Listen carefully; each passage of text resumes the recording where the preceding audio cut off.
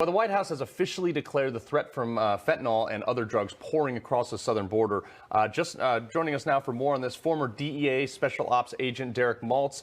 Derek, this, I think, is probably actually, I believe the fentanyl deaths has now overscaled the actual deaths of COVID during the same time. 100,000 deaths this year alone. I mean, come on. Is any other country dealing with stuff like this?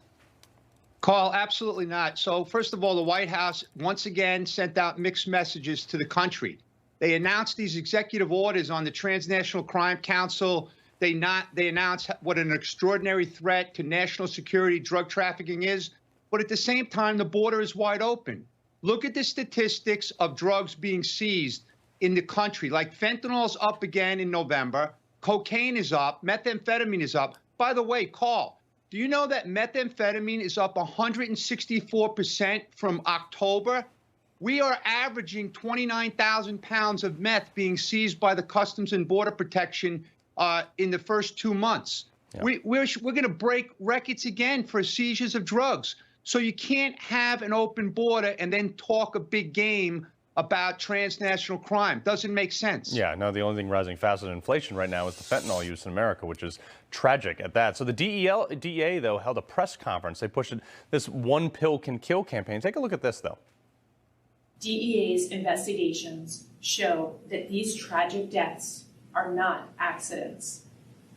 We know that these overdose deaths are directly caused by Mexican drug cartels that are flooding the United States with deadly fentanyl. So, I mean, look, the bottom line is the drug influx from down south is a bad thing, but also some of this, can we blame some of this on our own populace to say, like, guys, just don't do drugs? Carl, absolutely. We have a big demand problem, but unfortunately, the drug education, the drug treatment programs, the rehabilitation programs have been neglected. They send out all this money, but there's no accountability on results, and that's the problem. Fortunately, the DEA, the Homeland Security Investigations, the CBP, and other agencies, state and locals, they're stepping up once again, defending the citizens of the United States. They're not sitting back and waiting for people to die. They're going after it. Look at what the DEA this year alone called 20,400,000 pills have been seized, these fake pills. If you look at the lab analysis that 40% of these pills have a potentially lethal dose of fentanyl, they save millions of people. But the White House is asleep when it comes to the border. The Mexican cartels are setting up their operations in all our major cities. They have distribution outlets throughout our country.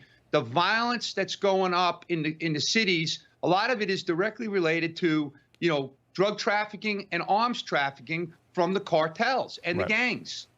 Yeah, but historically, you've seen when you have economic downturn, you have people turning to crime. Drugs is one of them. I think that our big problem here is societal accountability as well as an open border, as well as a drug problem. I think it's a giant societal slip.